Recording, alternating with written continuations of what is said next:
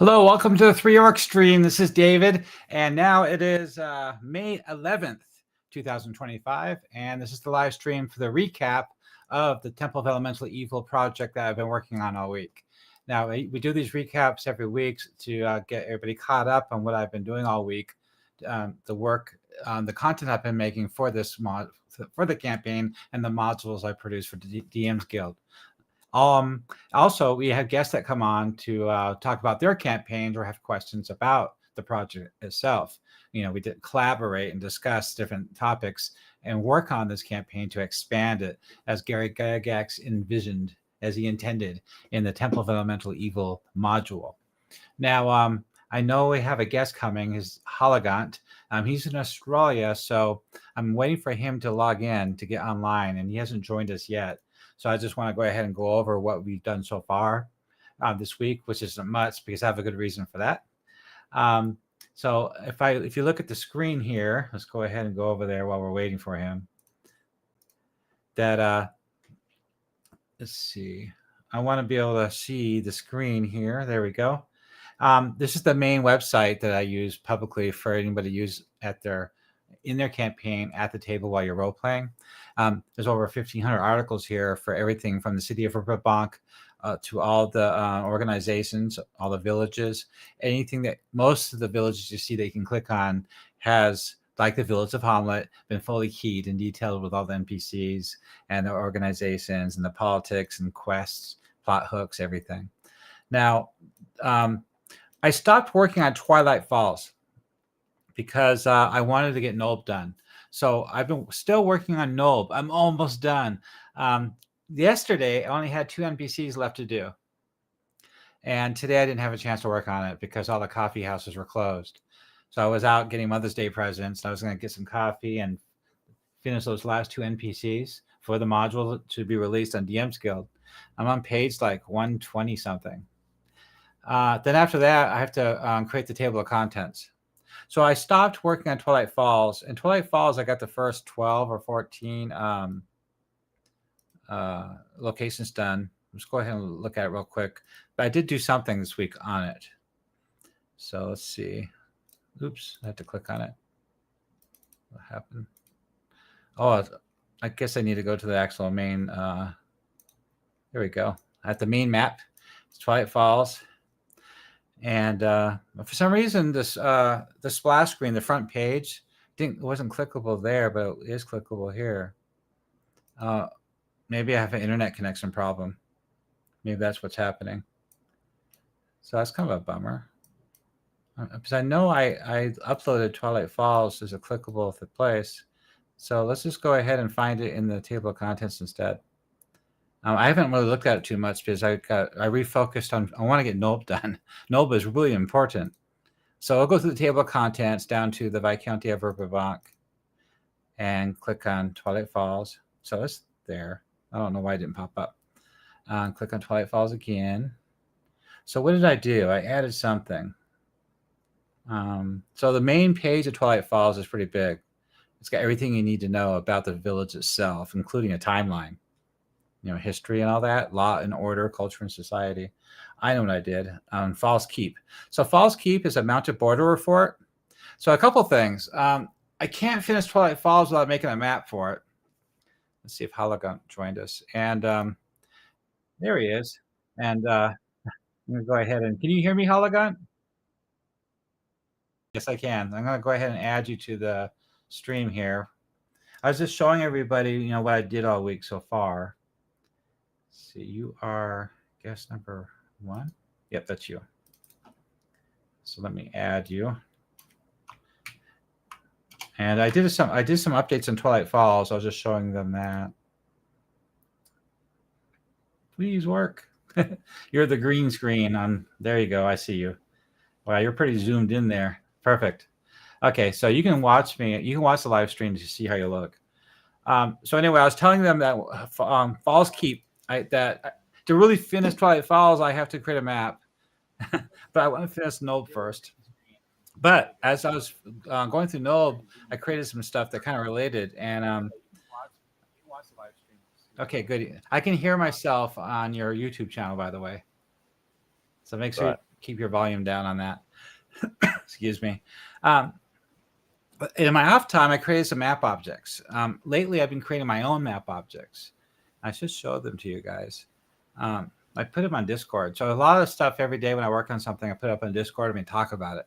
And I created a map object for the keep itself, that picture. So it's a map object. You put it in a mapping program to make a map. That's how I make all those maps. And so that turned out pretty cool. I made like 13 objects for Twilight Falls so far. A whole bunch of cottages and buildings and stuff. And I'm going to import that into Wonder Draft. And then in Wonder Draft, I create the map. It's still going to take forever. I'm dreading it. So what I did was I created I know what I did. So that's what I did for that. I created a map object. But I did more than that. So I did something else. But what I also did during the week was the pirates. I'll just click up here and do a search. Top right-hand corner, there's a search field. The river pirates. There we go. Then we go to. So this is not changed. I just made sure all the names are right. This just lists all the pirates in the area that comes to Toolb. The one I worked on though was the Iron Dagger. So let's go ahead and click on Toolb. Yeah, so that's what it was. I was working on Toolb. Toolb is the letter T, in the NPC section of the module I'm working on. And as I got to the T's, I got to Toolb, and then I realized I was missing some art. And so what I did is I created that one. There we go. So I redid the artwork for his ship. Now this ship has oars. It's flat bottomed. It's a river ship. It's for navigating the river. I don't know if that castle, aft castle, whatever it's called in the back is legitimately accurate for a river ship. It's kind of like a Viking ship almost. But what I did was successfully do was in the one sail, which is accurate for a river ship. That icon there, that's the icon, their icon for the water temple, the cult of the water, the crushing wave, the cult of the crushing wave. Mm-hmm. And Tola belongs to that cult. He works with Belstranig in the Temple of Elemental Evil. He helps supply the Water Temple and the Greater Temple with slaves and loot and things like that. And also, so he preys on the waterways. So any kind of loot and looting he can do will be along the waterways of the stream, the Emerald Stream, and up to the Belvedere River, all the way up to Divers. You can also get people from Toolb to Divers and back again. That's important. So you can get agents back and forth too. So he works with the water cult. The bandits and brigands, their role in the Temple of Elemental Evil, working with them, profiting off them, collaborating with them, is the merchant roads. The roads going through the gnarly forest and the roads going through the Viscounty, all the way up to Divers too. And so that's their area of expertise, is raiding along the merchant roads, like Laura's bandits in the Moat House. And you got to have, and there's 2 pirate crews that are preying using the waterways. And this is one of them. I created this new map. So I was just catching up to everybody to see if anybody joined us here. I just want to make sure if anybody wants to ask any questions about the campaign, just type it in chat and I can pop it up here and we can talk about it. So the next thing I worked on real quick, Charles Evertide. So last week I talked about that. So I'm trying to think of what I did this week. I really heavily focused on getting this module done. I got 2 NPCs left and that's it. I'm done. I didn't get them done today because it's Mother's Day. Then tomorrow I'll finish those 2 and then I'll start tackling the table of contents. The table of contents is going to be kind of it's going to take a little bit of work because I need a table of contents for the NPCs, for all the quests, and all the locations. There's like 3 of them. So that way you can navigate the module easily. And again, so I want to remind you guys, the reason for the module is sometimes it's nice to have a PDF so you don't have to have an internet connection. Sometimes people like to print them up, and when they run the game. Also, all this, the bulk of this information, when I originally write this information, it's on World Anvil, what you're looking at right now. Like, for example, the pirate, like Toolb right here. So if you read his section in the actual module, it's heavily edited and rewritten, and well, not rewritten, but reworked, a better layout, to the point more. more referenceable, because I got all the room in the world I want on this page. I can keep writing forever and keep scrolling forever, but you can't do that in the module. You have to be really succinct to publish a module. And I try to keep every subject to a page. That way it's much easier referenceable, because that's what Old School Essentials does. They make sure everything, every rule, every character class, every race is on a page or a page layout. So you don't have to be flipping pages to run the game. Also, I rethought some stuff, because as you go on through things, you start realizing things, like, oh, I didn't think of it that way. And I also add a lot of dialogue too in quests.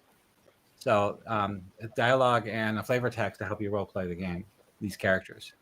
So this been like, some of this stuff is a little bit redundant. So it needed to be rewritten. Like this section on the right-hand side, Captain Toolb and his dialogue here, that's in the module, yes. I just made sure I condensed it enough to fit the page, and it was more to the point. Things like that. So that's why that's why the module is worth it. Also, it supports me to making more modules and creating this stuff, right? So yeah, that's why I didn't do anything else during the week besides make the map object and image for Toolb.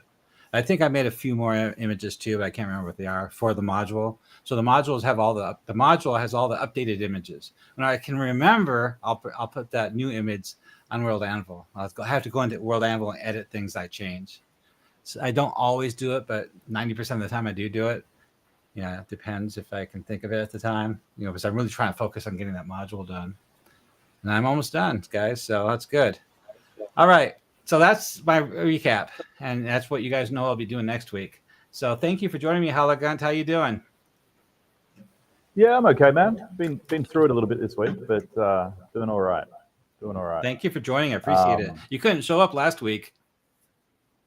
Yeah. I had a very, very sick cat that needed looking after. Yeah. You should put the cat on camera.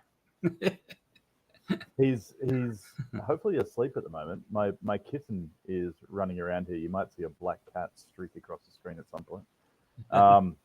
Yeah, but I mean, I've been sort of keeping busy, both writing my Selene book. I've now done 17 baronies, counties, principalities, and duchies in broad strokes. Wow. And expanded upon a couple of canon locations. And I've also been working on the elves of the gnarly forest. So I'm about 90% finished on detailing Clan and Lenafel at Oakfame. So that's amazing. Yeah, I appreciate it. For those that don't know, we have a big hole in the lore, the content of the campaign. So as you know, a lot of the villages in the area around Hamlet are done. From the city of Verbobonc all the way down to Selene, to Ostfirk, the town down there, and also into the gnarly forest, past Toolb, like Twilight Falls. And we're going to keep going. And my objective is to get into the Wild Coast and add the slaver modules to all this. That way you can integrate all that concurrently in this big, great, epic campaign, this sandbox campaign that involves not just Temple of Elemental Evil, but also the A's, the slaver modules, because they are collaborating and trading with the Temple agents in their second rising of the Temple of Elemental Evil. And as we're working on this, me and Hagunt were talking, and I realized, wait a minute, we're missing something pretty vital here. There's a huge hole right down the middle of the gnarly forest, 4 clans of the elves with no information on them besides a brief paragraph in the Living Greyhawk series. And I get most of these locations come from Living Greyhawk. So it's still a good thing, because the whole idea behind Greyhawk is to expand, not change. And adding these small villages like Ostfirk or Shirnob or these 4 clans are adding to the campaign, not changing. And we don't just add stuff. We don't make stuff up. This stuff is really coming from hundreds of Dungeon Master authors for Living Greyhawk. Hundreds of modules written from 2000 to 2008. That's where these locations come from. And they're cemented in lore because Anna Myers puts them on her maps. And that pretty much cements their location to be used in a legitimate Greyhawk campaign. So I just want to point that out to make sure nobody thinks that this is my personal campaign. I'm making this stuff up, and that's how we do it in my campaign. We're actually following lore and sticking to canon as much as possible. And as one of the reasons why I appreciate Hagant for joining me in this project. I really appreciate you helping me out write these articles.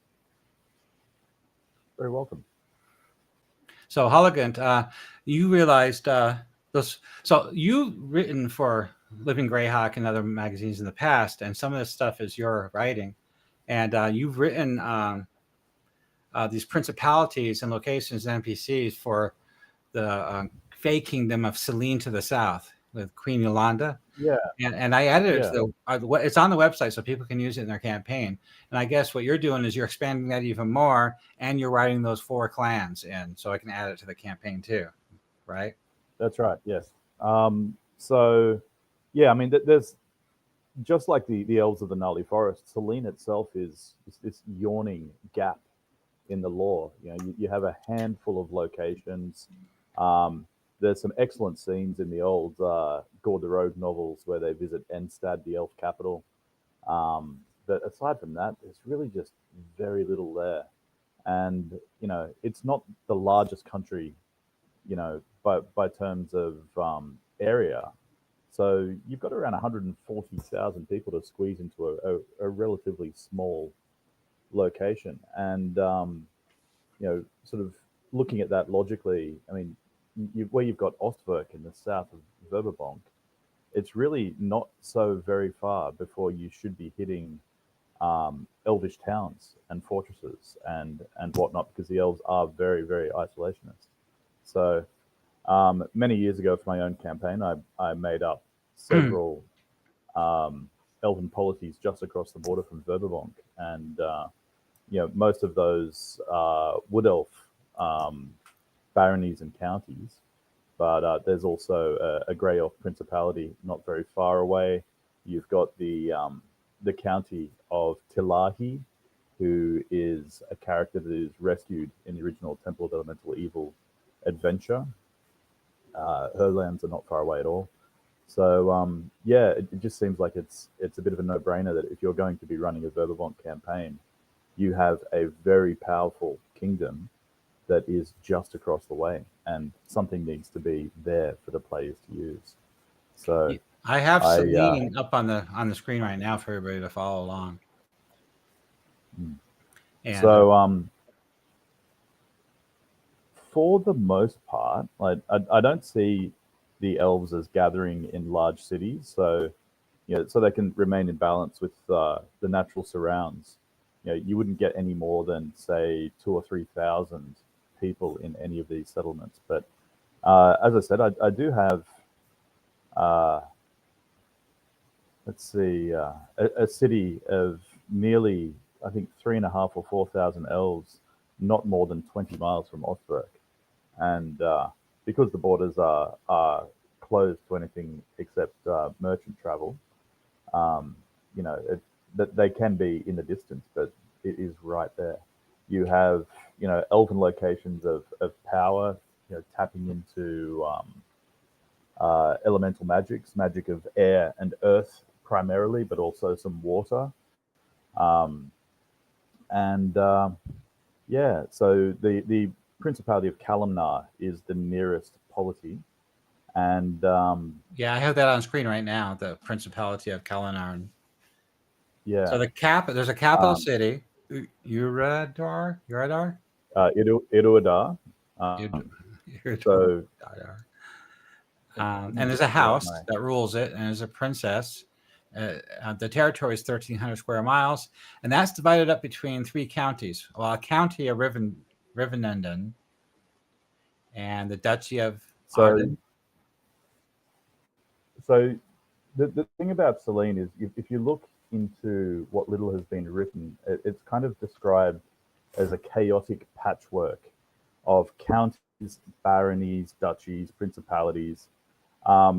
So in typical elvish fashion, you know, I decided that these polities aren't, you know, you don't have, for instance, the county next to the principality necessarily being a vassal of the principality. So they are all loyal to the throne in Enstad, but they are not necessarily loyal to each other. So within, say, the Principality of Kalumnar, you will have lesser baronies, you will have lesser counties, you'll have a host of knights.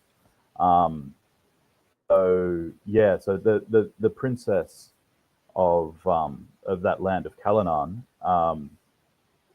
she gets along very well with her neighbor. They see eye to eye, but in terms of the politics of Selene, she might be more equal than he, but he does not owe his fealty to her.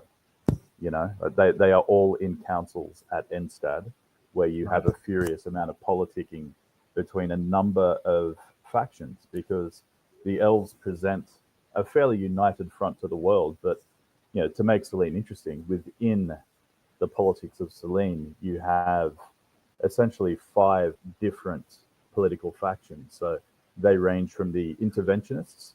The interventionists believe that Selene has enormous magical power.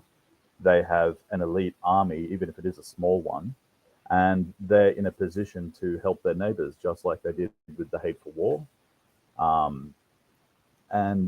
They think that by helping others, Selene grows more secure and it grows strongest. And then you have the progressives that they can't afford more elf blood to be shed in wars from fighting Vecna 1,000 years ago. They're still hurting from the Hateful War, and the elves cannot replace those numbers, whereas the other races can. So they aid with supplies, with coin, trade alliances, but otherwise Selene looks after itself militarily. So those are the progressives. Then you have the open faction, who believe that they should not just do that, but also take in people from allied countries that have fallen on hard times. They're better to strengthen those people and essentially send them home well armed and well trained to retake their lands. You then have the conservatives, who believe in just keeping the old trade alliances, keeping lines of communication open, but otherwise stay out of things. And then you have the isolationists, and the isolationists are strongest at court. They look at the tapestry of history and they just see time and again the humans just, a county will rise, it will become a kingdom, and then the humans will get full of themselves, and then they'll get, aggressive and expansionist, and all of the help the elves have given will fall back on them, just like it did with Keoland. So these guys are just looking at what's going on in the Flonesse, and they say, we don't want any part of this. So each of those counties, I've detailed a house that rules that county and what their political stance is. So you find that most of the Sylvan elves tend to be in the progressive and open camps, a few in the interventionist, and most of the grey elves are in the conservative and isolationist camp. Now, when it comes to the elven clans of Selene, of the Gnarly Forest, you have a similar interplay. So you have Clan Melddin, which is progressive, and you have Clan Shadendil, which is a little more conservative. You have the Fialathal, who are open, and then you have I've suddenly gone a blank on the last clan. The Anlenna, who are the only one that really just don't have a faction. They're only interested in looking after their tree. There's only 500 of them in the entire forest, and their sole duty is to protect Oakvane, because Oakvane is really a piece of Arvindor that is in this, and it is probably the most sacred place to all elves everywhere. You've got elves that leave to go to the Lendor Isles so they can then go on to Arvindor, but this is a 260 or 240 foot tall oak tree.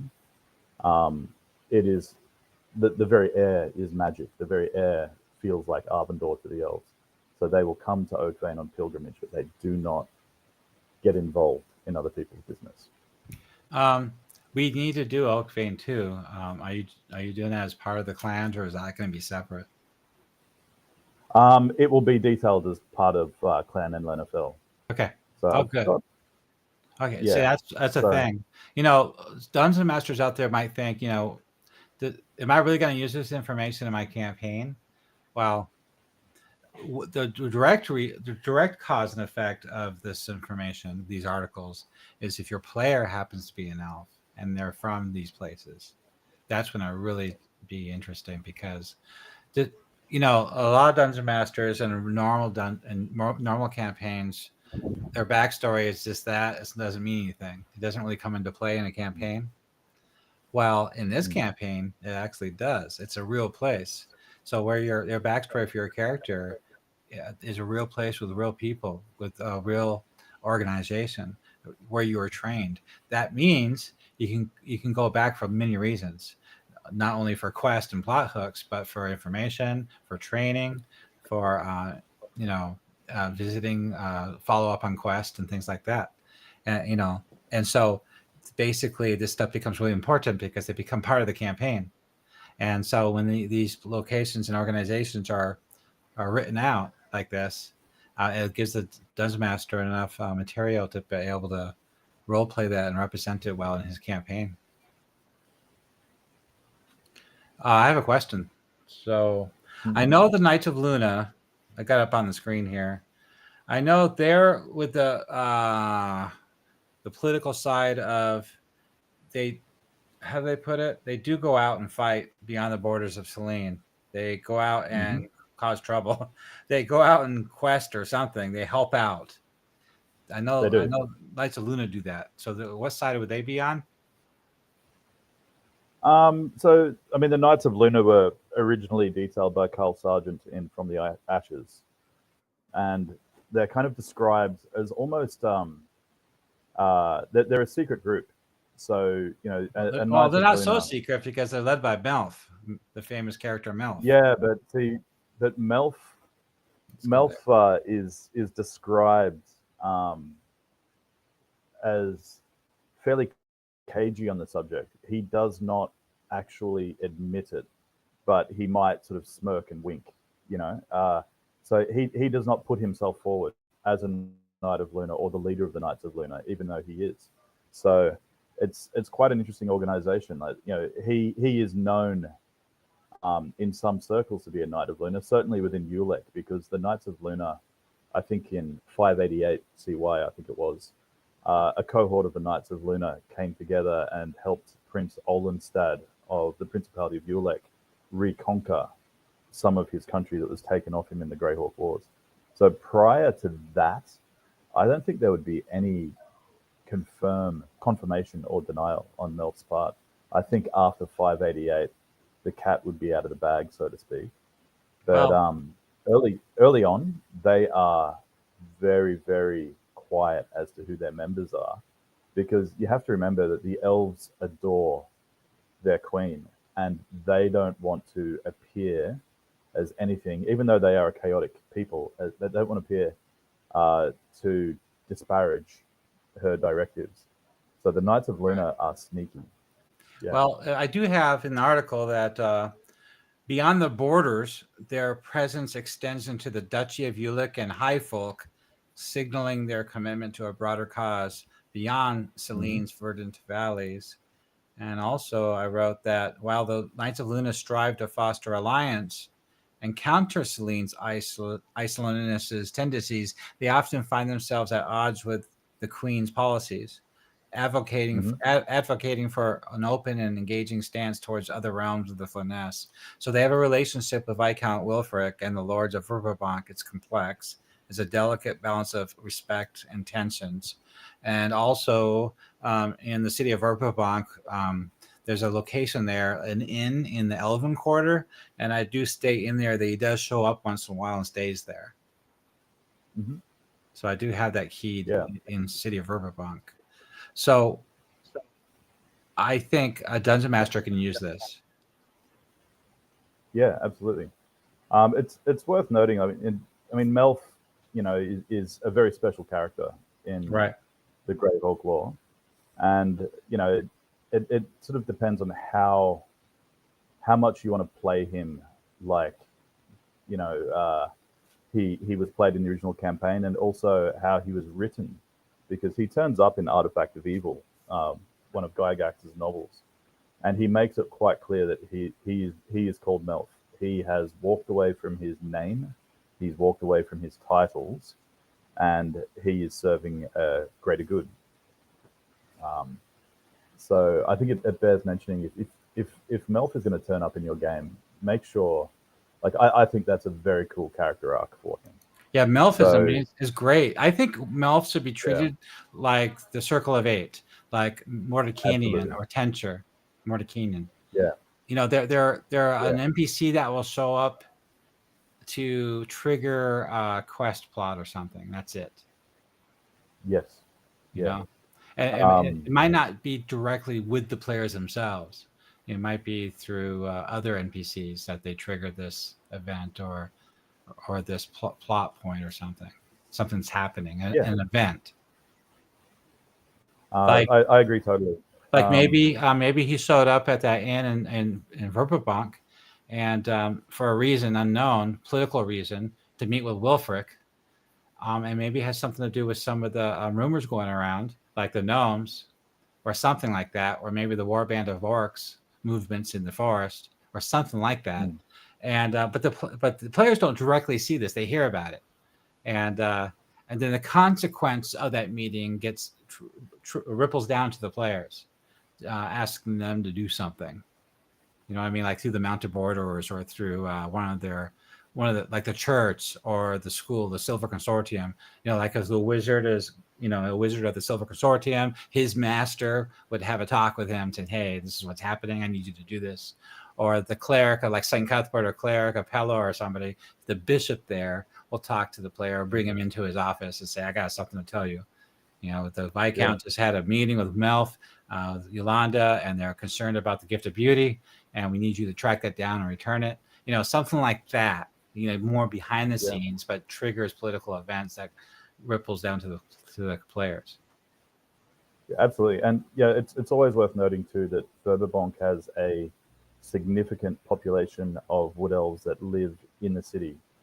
So, you know, in that elf quarter, you have elves that have lived there for hundreds of years. They are familiar with Verbobonc. They're familiar with what Verbobonc is doing in the Gnarly Verge. And it's not at all unfeasible that the Knights of Luna could be active within that community.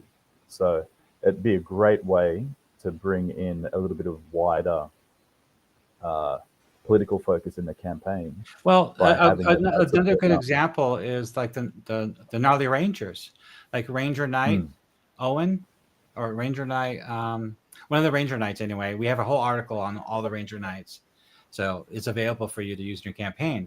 So one of the Rangers Knights, Living Greyhawk has a couple of modules where the Ranger Knight does ask the players, or he sends a senior knight to the players that asks them to do something. They ask them, request that the players do something, but the Ranger Knight himself doesn't show up. But he sends one of his low-level Rangers in one of these modules of Living Greyhawk to go track down the Gift of Beauty and a couple other things, something to do with the Unicorn Swath. Well, in that idea here, that the way they do it, same thing could happen with Melf. You know what I mean? So Melf doesn't come directly to the players. It's somebody else that speaks on behalf of Melf, or maybe on behalf of the Viscount or the Mounted Borderers or something. Like Melf, like the Night Ranger in the Gnarly Forest, he's concerned about something really important. But he doesn't go directly to the players to tell them to do something. So same thing with Melf. Yeah. He's concerned about something greatly important, but he doesn't go find adventurers. Hey, you look like adventurers. I need you to go do something. That would never happen. Why would he do that? So he goes to somebody important to talk about these important matters. And that would be the Viscount or the Silver Consortium or something, the Elven Quarter. And then somebody from that organization will send somebody looking for somebody that's proved and able and dependable. Absolutely. Yeah. So a great way to bring the elves of the Gnarly Forest into the campaign, because you could have the Knights of Luna, tapping a few people on the shoulder within the city. The elves of the city could contact the players. They could put them in touch with Gnarly Rangers and say Clan Melddin trying to counter a threat on the verge of the elven lands in the forest.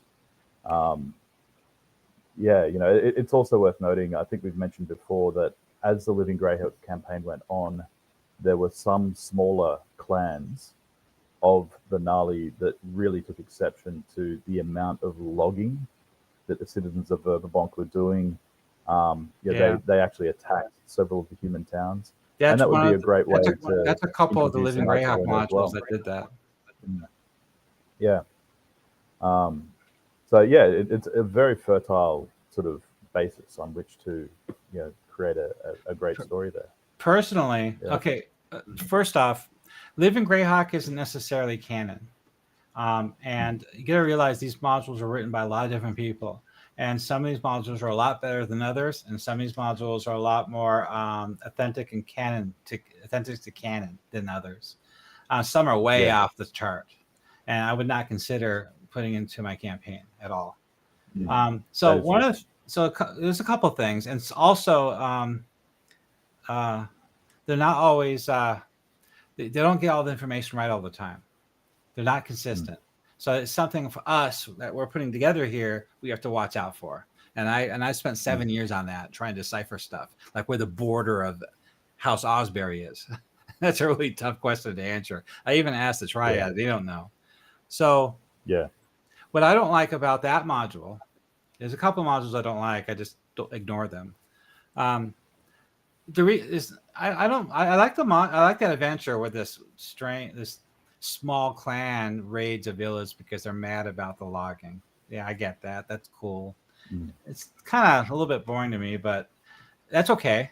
What I don't like about it, though, for logistical reasons, is I don't want to make the campaign more complicated than it is. This campaign is already way too complicated. There's a lot of factions, and there's a lot going on. And I'm really against adding more. And so I think 4 clans in the Gnarly Forest is enough. I do not favor adding more smaller clans. I don't care if it's realistic or not. I just do not like it. It's too much. It's just too much. It's overwhelming for a dungeon master. It's so much easier to think about 4 clans and what they're doing. You know what I mean? And so that's why I get what you're saying. That's what I don't like. I get what you're saying, but it's also a really, really, really large area. Yeah. And I guess simply making a note that there are other smaller clans out there. I mean, that doesn't take any shine off of anyone's campaign, just to say, if you want to run in that direction, there are other smaller clans without having to go into the details, Yeah, good. For sure. Yeah. I have to pick and choose, what pages to write, locations to write up on, and I want to keep things fairly, straightforward and easy to reference, quick enough to reference that I don't want to make it too complicated. That's why I don't like I don't want more than 2 orc clans in the area. I don't want more than, you know what I mean? It's just too much. Yeah. I don't want 15 orc clans in the whole entire, it's just crazy, too much stuff. I just don't. Yeah. I think like a good book, it needs the topic needs to be focused and narrowed to the subject matter, and I think 4 clans is definitely enough for the Gnarly Forest. And another reason is they are the ones that are written about in the Living Greyhawk books. So I mean, they're not actually heavily mentioned in Living Greyhawk. They are beautifully detailed in From the Ashes. Which obviously has a lot more I guess canonical interest to people than Living Greyhawk, especially since the Living Greyhawk material is inaccessible to most people. I got MILF up on screen here. So I have MILF as a 13th level fighter and a 12th level wizard. Yeah, I believe those were the levels that Sergeant gave him. Yeah. I think that's reasonably on track. Yeah. See what I did here? What I did is like under relationships, a paragraph, that's enough. And then bullet point relationships. It's enough for being referenceable at the table while you're role playing. There's huge articles about this stuff, like his relationship with Mordecanian, his relationship with the Queen. There's a lot. I mean, you could really read and read for hours of this stuff of how much is going on in the campaign world. But the reason the use case of this website is for dungeon masters to run their campaign from this website and be able to focus on specific key points that are important. See what I did there? I made sure it wasn't too much. It was really written really concisely to the point. There's a lot of these articles that I've seen in the past. They kind of meander through the subject matter and overwrite. They overwrite. So, and if you're telling us, if you're telling a story or if you're reading a novel, that's fun. That's how novels are, like a fantasy book. But and if you read it for the first time to get to learn you want to learn about that subject, you can read it all night long while you're not at the table, and you can enjoy the story. But if you need to look up something quickly at the table while you're role playing, something about Melf, here you go, just in case you need it. That's what it's for. Absolutely. So back to the 4 clans. You're almost done with one of them. And where's that located at? Let me get the map up. So that is located at Oakvane. I mean, there it is. So their lands essentially radiate from the Great Tree. So Oakvane, as I said, is an enormous oak tree. It is 240 feet tall. That probably makes it anywhere from 180 to 200 feet wide. Even the Ipt and the Roanwood trees would be, probably the best part of 80 or 90 feet lower than that. So you'd think it would stand out, but the thing is, or rather this tree has magical protection. So the elves that live there can, use hallucinatory terrain to hide the tree. It can't be scryed upon. It's resistant to magic. It is unbelievably difficult to find if they don't want it to be found. Now, you've only got 500 odd members of this clan in the entire gnarly forest. I would say that would maybe make 400 of them or so living near the tree. There are 25 houses built into the tree. Sort of, the elves have these libraries which are incredibly exotic by human standards. You'll have lore gems.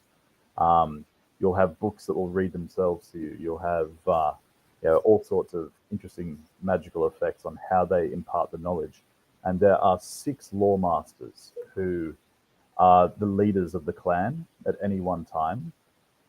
And in elven style, I've decided that these lore masters are, people will take up the burden for a time, but it's not something that most people want to do forever. So after a number of decades or even a number of years, when their usefulness to the clan is past, they will retire and another lore master will take their place. So the tree itself is interesting in terms of location because it's actually quite close to the wild coast. So, the eastern boughs of the gnarly forest would probably only be about 25 or 30 miles away from Oakvane. Narwell would probably be no more than 50 miles from Oakvane. And if you look carefully, the goblinoids, orcs, gnolls that the Temple of Elemental Evil hire to be their troops, they will almost certainly travel through the lands of Clan and Lenafel to get to the temple. So they would be actually skirting Oakvane. And Lenafel, I see. So the map. I didn't create borders on this map of the clan areas, but I think you did in the map that you provided me that's posted on the Gnarly Rangers article. Yeah, so Anna put some names on the forest for where the clans are strongest. Um, it's very important to emphasize once again that you don't have all of Clan Enlenafell uh, where it has that label on the map. They're not all at Oakvein. Most of them would be, but each of the clans intermix. So where you see Clan Fialeffel on that map, you'll have a few members of Clan Enlenafell. You'll have some of the Melddin. You'll have some of the Shedadil. They Right. are all intermixed in terms of their settlements, their tree towns. The map they're but they looking do at have right that- now is only the territories of the Night Rangers. It's not the territory Right. of the clans. So we don't have a mapped out area of the clan area. It's a rough, like you said, it's not an exact border that they have. It's not. It's just, I would prefer to say it's the stronghold of each clan. It's where most of their members dwell. So it's mainly the Clan Fialeffel and Clan Enlenafell that are in the way of humanoid enemies trying to get to the temple. And I dare say, like, Fialeffel seems like they're a little more cranky than Enlenafell. Enlenafell are a very defensive clan, whereas Fialeffel really prize magic, and they are, quite jealous of their lands. Well, I think I don't know if I got this from you, but Tathar and Lanafel of Clan and Lanafel, he's a scoutmaster and a diplomat. So he's the most southern clan. And the other one just north of him is Lyrian Belafel. I don't know where they came from. Do you see it on the screen there? These two? All of these clans were only very, very lightly covered. In any material, whether it be official sources or Living Greyhawk. I have the names of two of the lore masters of Enlenafell from a Living Greyhawk adventure, and I've decided to keep those because why not? But yeah, in terms of leadership, in terms of luminaries of each clan, it was really left very open. So yeah, people should have fun with that. I don't know where I got that information from. I don't tag sources usually on these articles. I probably should, because I get some Dungeon Masters in our 3 Orcs Discord channel. He always says the same thing. He keeps repeating himself. Source. And I have to waste 30 minutes of my time looking at this source when I should be working on my module. It really irritates me sometimes because I'm busy doing something and he wants to know the source of something, and I have to dig for it in all the countless Living Greyhawk modules and books and magazines. But by the way, John D joined us about 10 minutes ago. Thank you, John D, for joining us. And we have Vapor Missile and James Catonio that joined us too. Thank you for joining for our live stream. We're currently talking about filling the hole in the gnarly forest of the 4 clans of the elves. That way we can make this truly a sandbox epic version of the Temple of Elemental Evil. So that way the players can go almost anywhere or be from anywhere in the campaign. And it'll be fully keyed, just like the Village of Hamlet is. And Hagant here, he actually wrote a lot of the organizations, territories, and NPCs of Selene. And he wrote this stuff also for Living Greyhawk in the past. And I've asked him to write the 4 clans for me so we can add it to the website. And right now, what you're looking at on the screen is what I have so far, which is basically Elves of the Gnarly. And I put all 4 clans into one article. What the typical information of those clans that we have so far that I got from Living Greyhawk, which isn't much. I expanded as much as I could, but Hagant, he's going to go ahead and actually fully flush out each clan with the leaders and NPCs and their politics and all that stuff. That way, you can integrate that in your campaign. Also, a player can be from there too. In my campaign, by the way, I don't know where I picked this up at, but you know where half elves come from, right? Well, the human is not allowed to live there. Half elves are not allowed to live there either. They're kind of isolationist as well, xenophobic a little bit. So half elves usually end up in the human side of the couple, ends up in a human town or the Viscounty, like in Ostwerk. There's a lot of half elves in Ostwerk, also in the city of Verbobonc. So Hagunt, what do you say? What do you say about that topic about marriage and half elves in these clan communities? So, I mean, that's not entirely correct what you said. Clan Melddin actually has a sizable population of half elves. Oh, So, yeah, the Melddin are actually quite tolerant of half elves. okay. There's no real evidence that the other clans feel the same way. But yeah, Melddin, if you're going to play a half elf from the gnarly, and unless you want to not be getting along with your family, good chances it's Clan Melddin. So, the Melddin are also, they're in terms of philosophies, they're quite open. They make, very, very good scouts. The Melddin are noted for being excellent scouts. Their lands are kind of, that I don't know if they're astride, but they're very close to the high road. As the high road sort of splits in the forest and heads off towards Coruscant, the Wild Coast and Greyhawk, that's kind of where you're running into Clan Melddin. So if you're traveling from the Viscounty to Coruscant, you will be skirting their lands. So I dare say they trade more with outsiders and the other elves. So they would be the most likely source of half elves of the four clans. Okay. The Shed and Deal are a little more. I see them as quite martial. They guard their borders fairly jealously.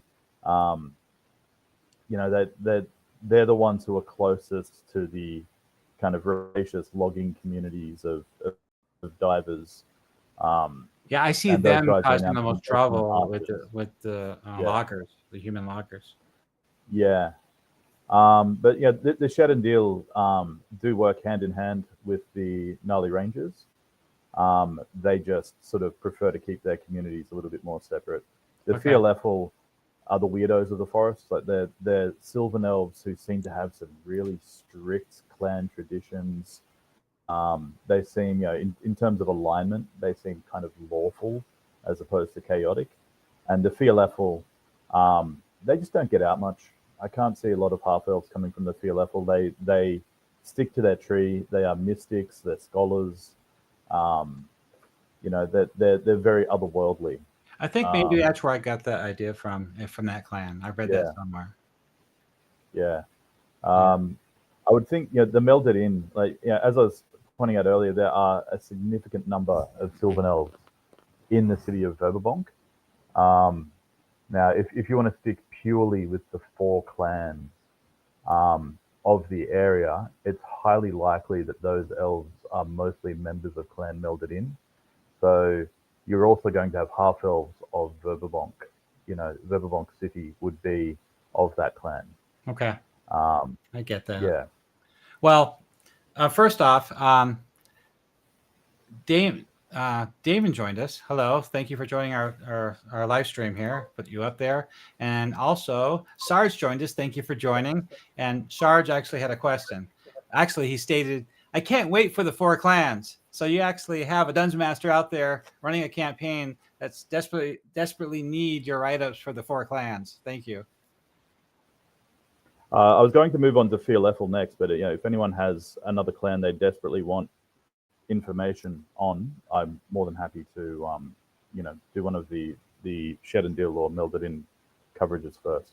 Yeah, if you guys have any questions about any of this part of the campaign in the Gnarly Forest, go ahead and ask away while we have Hagunt on. You gotta remember, he wrote a lot of these articles for Living Greyhawk in the past, so he's a great resource for us in this campaign. And I do have something I would hope you can focus on when you do write these clans up. First, you said that you're currently 90% done with Enlanafel? Yes. Okay, good. So that's the most southern one, and I think that's the one that's most connected to Selene. And it's also the one that that is in the territory of Oakvein mostly, but it's also part of Clan Felifel. I do have a request. So you got the Jewel River, right? Mm-hmm. The Jewel River probably won't really come into play in anybody's campaign. probably. I don't really see it, but you see this. There's a merchant road here that I have not named. If somebody has a name for this merchant road, I need the name so I can add it to the map. But there's a merchant road coming from the Wild Coast to Humming's End and ends up in a hamlet in Ostberg. Mm-hmm. And then there's another merchant road called the High Forest Road that goes up to Divers from Twilight Falls to Toolb. And then there's another one that intersects that road through Namburil, past Clan Melddin. So what I need to know as a dungeon master, I'm sure if anybody's thought of this yet, if some dungeon masters are starting their campaign off in the Wild Coast, or they want to integrate the Wild Coast heavily in their campaign, which includes combining the slaver modules.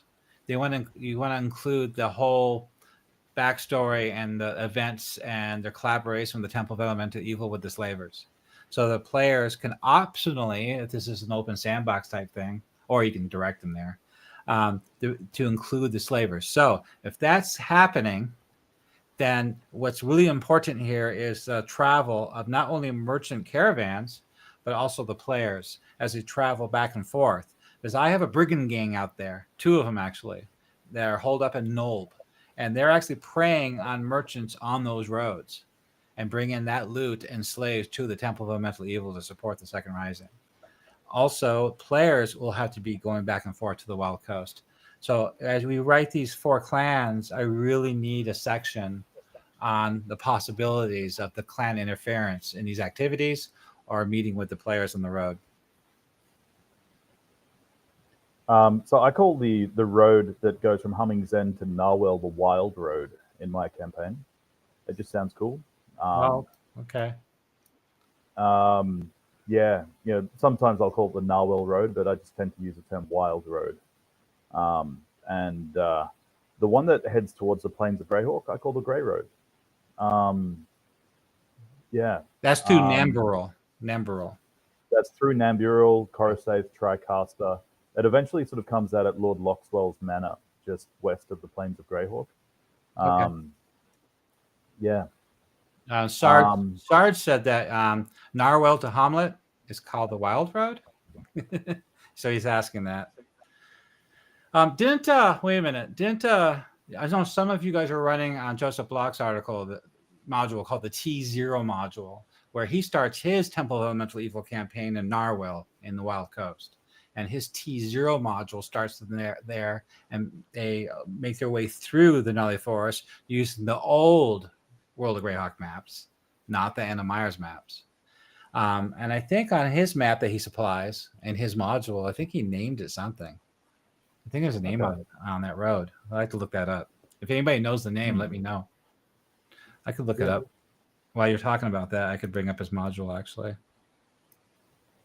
So what do you think of these elves be very engaged in travel of merchant caravans or bandits or players through their territories? Yeah, I think so. I mean, I think the Melddin absolutely. I don't see why Clan Sheddendeal wouldn't trade in the crafts surrounding archery. They would probably make the best arrows in the forest. I don't see why they wouldn't sell them on. I have a peddler from Clan Melddin who knows how to make Qual's feather tokens. So she turns up in any of the towns of the Verge, selling her merchandise. It makes a lot of sense. Why would people not trade excess produce or excess crafts to merchants traveling through?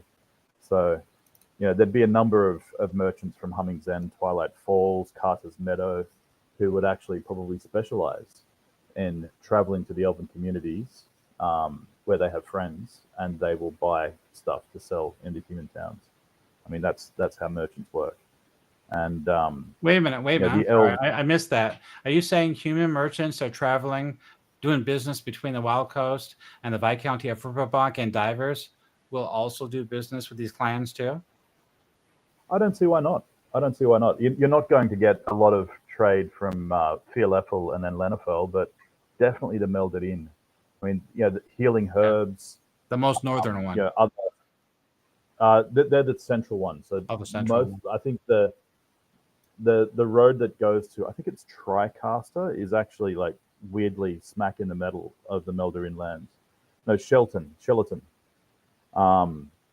Yeah, so the trade roads actually go through their territory. So there would be elves that trade with select human merchants they can trust. Absolutely. Yeah. I don't see where you I named think it.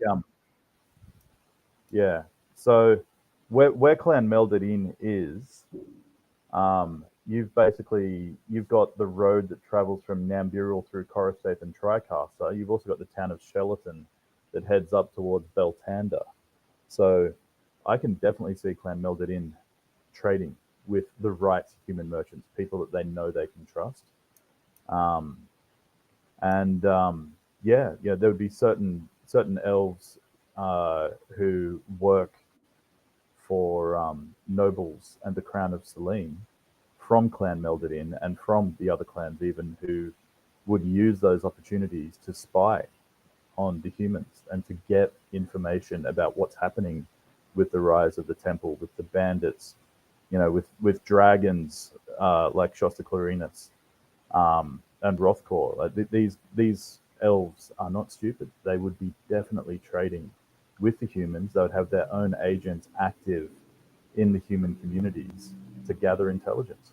So, like at Twilight Falls, there should be an elf from Clan Melddin.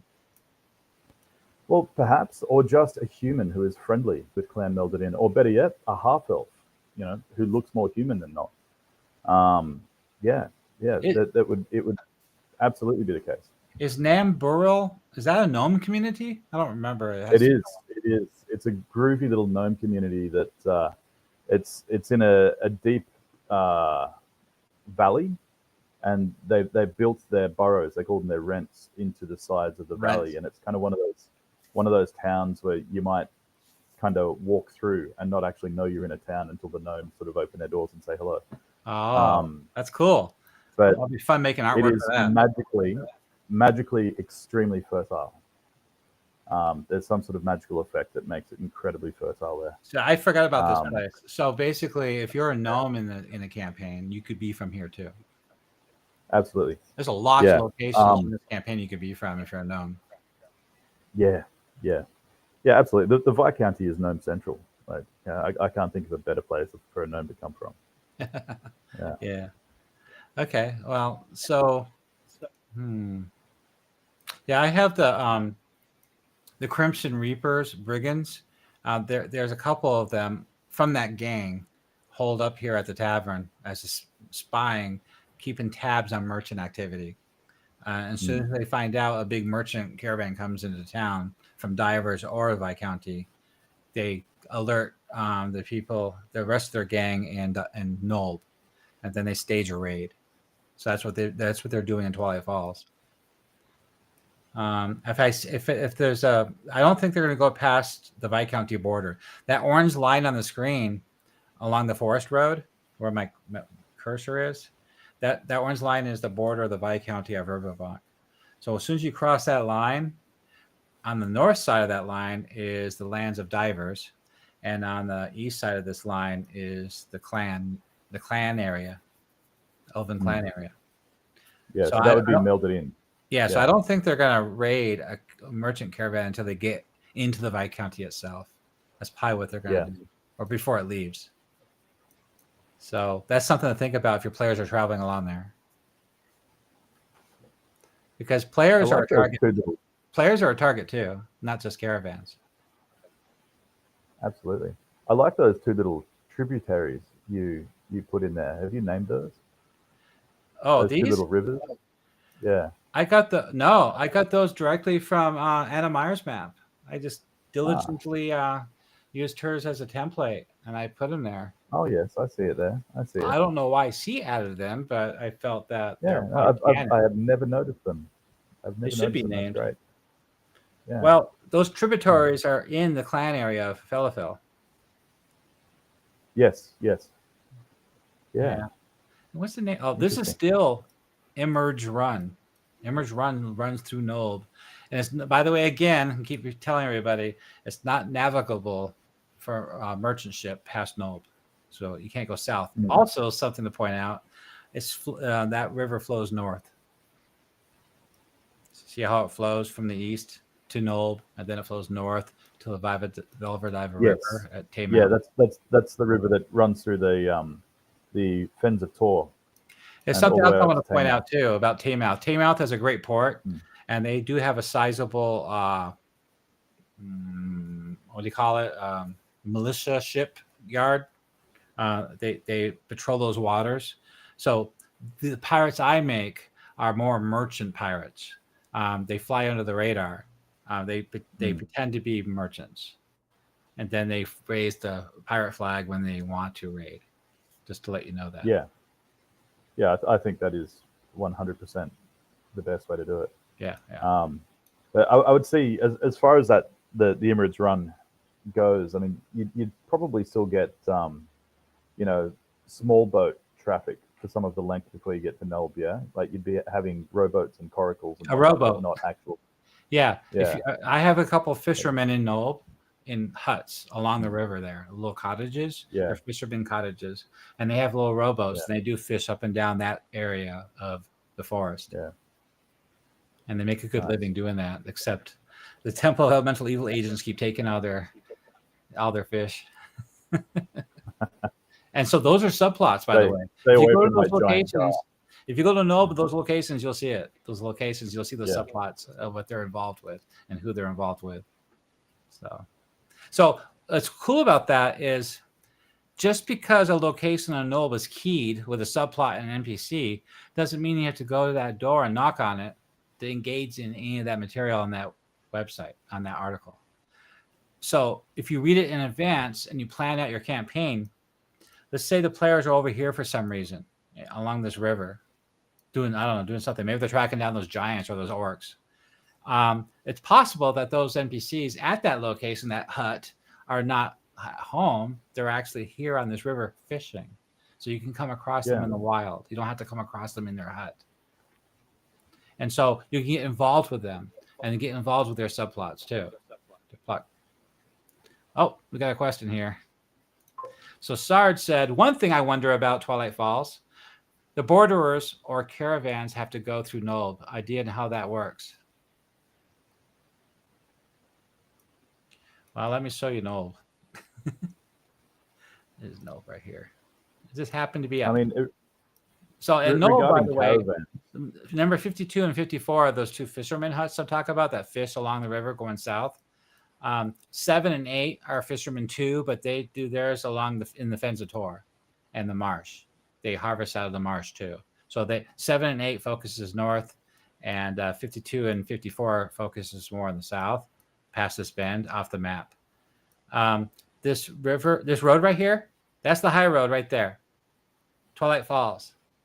So you got a merchant caravan coming in, we're here to sell and trade, and we're gonna be rich. Sometimes they camp right here outside of town, and then they keep going. They keep going, and this is Baroness's manor.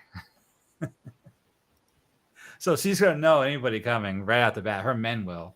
Baroness's men. They patrol the streets, and her article is well written about where they patrol and where they're at and what they're doing. The grain tower here. 2 men are there. 2 men are here at the docks. 5 men are here at the guardhouse across the bridge, and also men in the marketplace. Well, anyway, they're going to be challenged. And so you got to remember, this is the second rising. They're smarter this time. They don't want anybody to know that there is a second rising, that the Temple of Elemental Evil is a thing. Because last time they made that mistake, and the Forces of Good got together and put them down. They don't want Hedrick, the mouthpiece of Uaz, he's responsible for the rising of the second rising, and he's the supreme commander. And he's smarter. And so he's doing things smarter. And so what he's making sure is all these organizations that have anything to do with the Temple Rising and these factions that are in Nob, there's a lot of factions here. There's 2 brigand gangs. There's 2 pirate gangs. There's Lady Nasaris's men. She's a fallen noble from the Battle of Emerald Meadows War. Her house helped them. And they were caught helping, so they were stripped of their lands and titles. She ran away with a retainer to come here to rebuild her noble life. Well, anyway, There's a just like in Temple of Elemental Evil, you got the air, earth, water, and fire, and the Greater Temple, and there's more factions than that. They're all fighting against each other, so you can pit them against each other to succeed in that dungeon, to succeed in the campaign. Smart players will do that. If they don't, they'll probably die.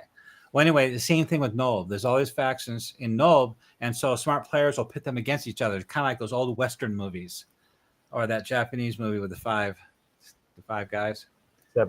Seven, yeah, seven. The Magnificent Seven, I think it's called. The Seven Samurai. The Seven Samurai. Yeah. So basically, okay, the merchant caravan, they want them to think they're doing legitimate business. They're not going to mess with them while they're in town. They're going to hit them outside of town, because when they complain, the authorities, all they're going to know is banditry is on the rise in the Viscounty and the forest.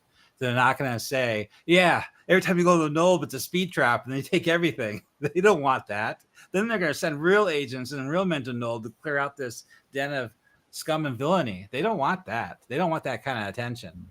Now, Otis and Canoness DeVay of St. Cuthbert, they're here as spies because they suspect there's something organized behind these raids of banditry, the rise of banditry in the Viscounty. That's why they're here. So it's the players to instigate that, to trigger that, to move that along. You don't have NPCs do the campaign for you. The player's job is to get the campaign going. So anyway, they make sure everybody here puts on a guise of legitimate business. And so you got merchant ships coming into port, and they're trying to sell here at the marketplace. And you got merchant caravans coming through here. They probably don't do too much trade here. They probably just keep moving on to the Viscounty. So that's how they get through. They let them through. So hopefully, Sarge, they answered your question. I think it's also worth noting that a smart bandit doesn't rob a merchant of everything they've got. Right. A smart bandit that taxes the merchant for going through. This is my bridge. Stand and deliver. We will let you through if you pay the tax. Exactly. And I think merchants that use the high road would come to realize this. They would pay the tax and they'd mark up their goods to cover their losses.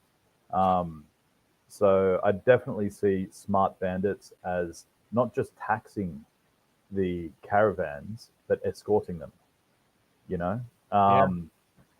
And, regarding the mounted borderers, I think the whole reason behind the construction of Doomwatch Castle in Homlet is the recognition by Viscount Wulfric that there is a weakness in his border there. So the mounted borderers would go through Nulb, and I think they'd go through regularly, but I think they would step lightly because they would know that they don't have backup. Well, I've changed things. So okay, I've integrated Living Greyhawk modules with this campaign. So Living Greyhawk timeline is 594 to 599 common year, 600. And in that timeline, the different Viscount, he pulled back the mounted borderers from the borders for patrolling the Cron Hills.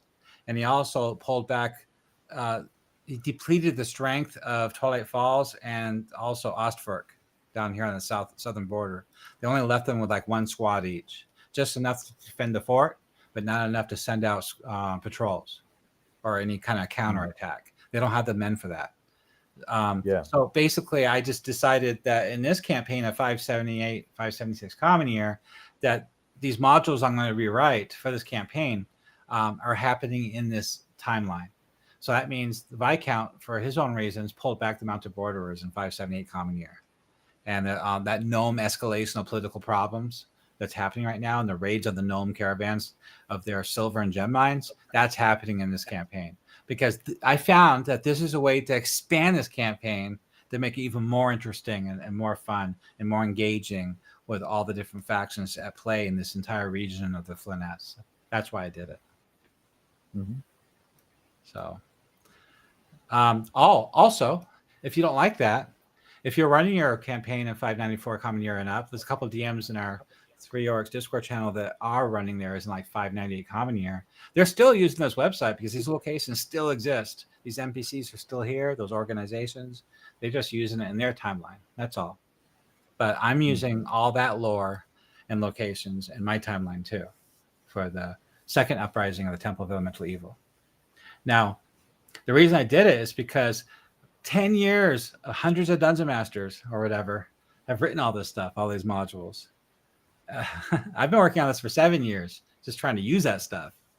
I couldn't do all this. I couldn't write all those myself alone, from scratch. Can you imagine just getting the World of Greyhawk box set and starting with that and creating all this from that? I don't have the imagination to create some of these places. I'm glad other Dungeon Masters did. And so I can use their idea and I can rewrite them and add artwork and maps and add it to the world. Let's see. Sarge said, "Oh yeah, I already planned on bandits acting like tax collectors." So Lord Hax, he's the mayor of the city of Verbobonc, by the way, and also the legal tax collector under the Viscount Wolfric. Well, his tax collectors has an article too. It's an organization, and of course, there's his House Hax, and there's also the NPCs like Lord Hax himself and his wife. His daughter joined the cult of the Temple of Elemental Evil, by the way. So that's all on the website. And his tax collectors are bad. They use this as an excuse to rob people blind. And I actually added a lot of dialogue. And they really blast player characters. Adventurers, if they find out you're an adventurer, they're going to bleed you dry. They're going to take everything. It's all legal tax. If you don't like it, complain to the Viscount. It's pretty bad. They'll arrest you for resisting and then they'll beat you to death for resisting arrest. They're really, really bad. So you want to avoid the tax collectors at all cost, because even if you fight back, even if the players are more powerful than them, it doesn't matter. You become bandits, you become outlaws. And so it's just like in real life, just because one police officer was mean to you doesn't give you the right to fight back. See what I mean? Yeah. So that's what's happening in this campaign world, and all those websites are there for you to use. Well, we definitely covered a lot. I can't wait to get your write up for Clan and Lanafel and Oakvein. That'd be great. I'll send you a draft tonight. Yeah. Okay, and I can start adding. I might send you my working map for Selene as well, so you can take a look at that. Oh, you have a map? Yeah. I've just so I can keep it straight. I mean, ultimately, I'll be doing somewhere in the neighborhood of 30 different counties and principalities and duchies and baronies. So we got one so far. 17. Yeah. It'll give you an idea of just how extensive this project is. I don't have a map going that far south though. I'll have to add another map to the campaign website just for Selene. Well, I mean, I've used Anna's resources there, so I might ask her for permission to see if I can publish it. I don't want to. I'll probably use her Selene map and add your borders to it, because I really that's exactly what I've done. I don't have any desire to redo that map because it's not really the play area. That's right, and it's a reference area. It's a reference area, not a play area. Yeah. I mean, a Dungeon Master can use it as a play area, but my intention in my campaign is I don't really use it as a play area, just as a background area. And you can go visit, but I don't need it really mapped out like 1 hex is 1 mile. That's what actually this map, 1 hex is 3 miles. Each hex is a league. My eastern map is 1 hex is 1 mile. So just so you know. Dang, keep clicking on stuff. I'll show you my Eastern map real quick. I can't wait to get the article from you so I can start adding it, because I'm going to finish that module, the Toolb module. I'll probably finish it tomorrow or the next day, so I can free up my bandwidth to work on that next. And I have to finish Twilight Falls too. Where did it go? There it is, Eastern. So Eastern is more detailed. Each hex is 1 mile. See, he even says it right there. Yeah. And there's Twilight Falls right there on the edge. That's as far as I went. And so the reason I created this map is because my campaign starts in the city of Verbobonc, and you make your way through Penwick into the gnarly forest, through the Fens of Tor, to the Sul ancient temple ruins. I'll show you where that is. There you go. That's the ruins right there. And that's the Orc clan. That's another Orc clan. And that's a Lizardman village right there. And there's no. So, what's that? Have you, Hunting your cat. campaign put any black dragons or anything in the Fens of Tor? Yep. And we talked about that before. So, yeah. Zasseltor is a Lizardman village. It's ancient. It's been there for centuries. And the remnants of the Great Lizard King. Another Lizard King. Not the one from the I2 module, but similar. With a different name, different background. And it's integral, carefully rewritten history to fit this timeline, to fit this region of the Flyness. And you helped me work on that, by the way. So basically, the Great Lizard King is to the south, near this Howling Moon Clan area. And that's where the Black Dragon is. So the Black Dragon, he's named, there's an article for him, and he guards those ruins. And so the Lizardmen serve him, they worship him, they worship the Great Lizard King, and they protect that site, just like Indiana Jones. So as soon as the Brigand group or the agents of the Temple of Elemental Evil or the pirates or the players or the agents of the Viscounty find out it's there, it's going to be a mad race who gets there first and plunder the riches there. There's artifacts there. And the Lizard King himself and the Black Dragon. So I haven't made that module yet. I made one room so far. I had an idea for a really cool room, so I created the room already. But yeah, that's there. What do you think of that? That's tops. Yeah, I think it'll be cool. I'd love to get as much detail on that dragon as you could give me. Very curious. Yeah, I can. Yeah. Let's see. I have a trio of hags out in the swamp who are gradually they've managed to take some refugee orcs and make them their slaves, and they're the hag covey that cursed Dragarson, the Gnarly Ranger, back in the day. Yeah, but I haven't really gone into any kind of detail about what's at work in the Fens of Tor. Yeah. Well, here you go. So this article is Ras Karth, the Great Lizard King. Deep within the Fens of Tor is him, Lizardman, timeline. I'm paraphrasing. Here's the timeline. Negative 3,000 common year. Sam Weiss helped me write this. He's the editor. He wrote many articles for Living Greyhawk and Dragon Magazine, and he's the editor of a fanzine right now. And he helped me write this. He made sure I was legit. So this is legit, by the way. It's totally legit to canon lore with Living Greyhawk. All right, so I integrated the Euroflan necromancers.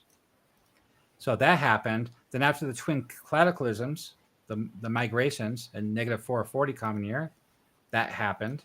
And then the Volandi origins of the rise of the Gnomes and Elf Alliance, negative 100 common year to the 1 common year, that happened. And then the rise of the Great Lizard King and 5 common year to 80 common year. So for 75 years, there's his rise in this region. And it's a whole key events bullet point of what happened here. And he has personal vendetta against the first one of the Viscounts, the Viscount at the time of Verbobonc. So it's all integrated with a plot with the Viscount himself and him. And he has a deep hatred for the Viscount of Verbobonc, the humans, and wants revenge. So there's a war from 15 common year to 25 common year of dark sorcery. It was great, and then he expanded his kingdom. And finally, so the followers constructed a temple fortress called Zythaneth. Zythaneth is those ruins I told you about. So then there's the Battle of Wakeholm. So this is where he fought the Iridan warrior, Gnomus engineers, and elven archers of Selene. And basically, great blade infused with demonic power. So the demon is where'd it go? Hey, see, Sesanek. Yeah, there he is. Sisark. Yeah. Right. Zesenik. There he is. Okay. So Yeah. current day, this lizard man shaman of the village, his name is Sarkos, and he's starting to worship Zesenik, the great Tanari lord. And he's being tasked. He's a swamp seer. He's being tasked to raise him, to bring him back to life, to bring him back to reclaim his kingdom. So there's allies going on. Pirate Toolb from Noel, and see how this is going on. So also Canon Belsornig from the Temple of Elemental Evil. So his revival means a spread of chaos. Of course, if you raise this Lizard King back to life again, that'd be a huge thing for the Temple of Elemental Evil, that they could bring him back to life, because he would owe them. Absolutely. He would owe them well. So the High Warden of that village, Salsasar, he resists this, but his influence is waning because the young lizard men are liking this new idea. So there's plot points. I added some plots here. There's a civil war of the lizard folk. See, players can cause this. They can get involved. They can cause a civil war. Or the pirates and the Lizard King. The party learns that Captain Tulip has stolen a powerful relic from Rasgarth, and he wants to, get it back. Things like that. So there's a lot of things going on. On the right-hand side, I did a chart for you guys. I know a lot of people like charts for the timeline. Very handy. So I don't have the dragon here yet. What's this? Oh, that's the village. In the lizardman tongue is Alsator, and human tongue is Torfin. So in the village also, there's a Viscounty agent spy trying to find out what's going on, and they go to they're pretending to be a trader, and they trade with the lizardmen, and they're at Trader's Hollow. Nobody's allowed in the village. They're xenophobic. All trade is done in this glade area in the swamp, and that's in the map too. So it's all mapped out like a battleground, a VTT map. So you can have a big old fight here. Cool. I'm middle working on the second level because most of the village is underground. They're not topside. Yeah, of course. Yeah. All right. So sorry I had to go over all that. So Sarge asked again. Okay, he said that. And he said, oh, yeah, I already plan on bandits acting like tax collectors. Okay, sorry. I was trying to catch up here. So yeah, I have that. That's another module I want to produce someday and put on DM's Guild. Yeah. A full module like the I2 module, but it's going to take a lot of work. Where's my map? Oh, there's my map. Let's see if I can click on my map. See, that's the High Warden right there. He's a 7th level druid. Bam. And he's got a magic item. And then you got more NPCs. So as you can see on the right-hand side, there's 24 locations, all keyed. Here's Trader's Hollow. Let's take a look at the trade. I did a video on this already. So this is where they trade, that hollow right there. And the person that's trading, that girl right there, she's the spy from the Viscounty. She's really a halfling. But she's in disguise, though. She's posing as a human merchant. Should be a tasty little snack for a hungry lizard man. So if you click on spoilers, look at that. Look at all those hooks. There's a dozen. So you can really play this up in a campaign and add it to your campaign. Nice. A lot going on. So, and Nolb is only like, how far away is it? Let's see. Well, this is it'd only be about 20 miles, surely. Well, these are leagues. So 1, 2, 3, 4, 5, 6, 7, 8 leagues. So it's 24 miles downriver. The brigands, the pirates, Toolb, he trades with them too. This is where he gets his poison from. He trades them. He gives them iron weapons, steel weapons, in trade for the poison, the rare exotic herbs they get from the mushrooms they get from the Friends of Tor. The lizardmen harvest that, and they trade for steel weapons.